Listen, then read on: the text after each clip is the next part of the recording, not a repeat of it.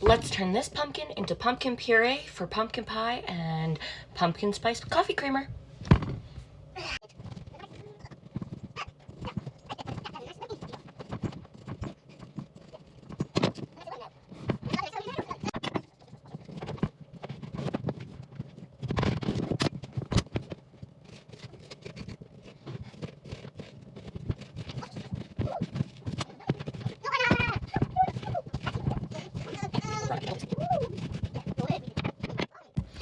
Save the pumpkin guts because it's got all these delicious seeds in them. You can make them into roasted pumpkin seeds, of which I will show you how to do in another video, so keep your eyes out for that.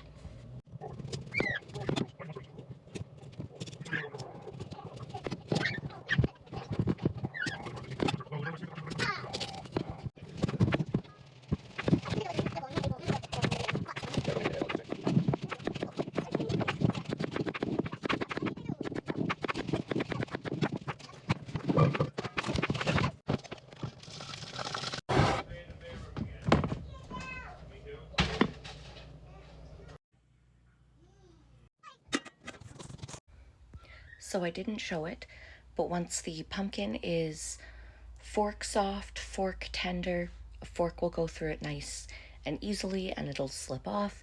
You're going to drain off as much of the water as you can and let it cool for a bit, and then you're going to start blending it in a blender or a food processor.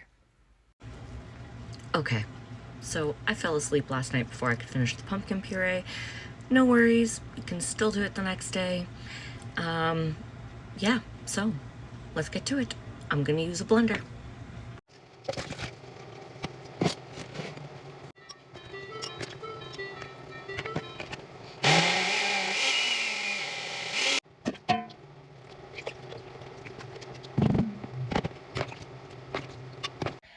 Okay, all my pumpkin is now pureed up. This pot is actually way too big for the amount that I have now that it's all pureed. So I'm going to move it into a better sized pot and get it onto the stove to boil.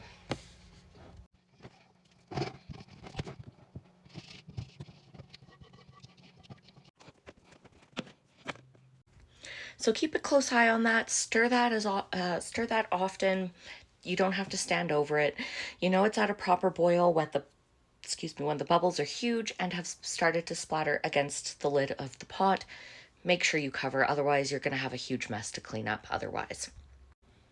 So once that boiled with the recipe that I'm using, all it calls to do is like sterilize your jars, and once that's all sterilized, what you're going to do is you're going to scoop the hot pumpkin puree into the jars, put the lids on, put a cloth, like a kitchen cloth, over top of them and let them cool.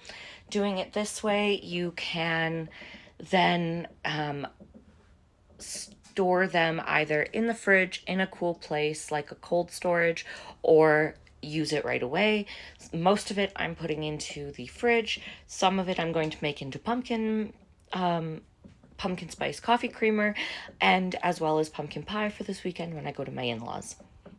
Come back for the video for the pumpkin pie later and the pumpkin spice coffee creamer as well later. Those will be popping up sometime soon. My pumpkin puree is now ready to get put into jars. If you want to see how I sterilized that, go check out the video that's somewhere on my page before or after this one is posted. I'm not sure yet. So go check that out if you want to see how I properly sanitized that. Now to put the puree in the jars.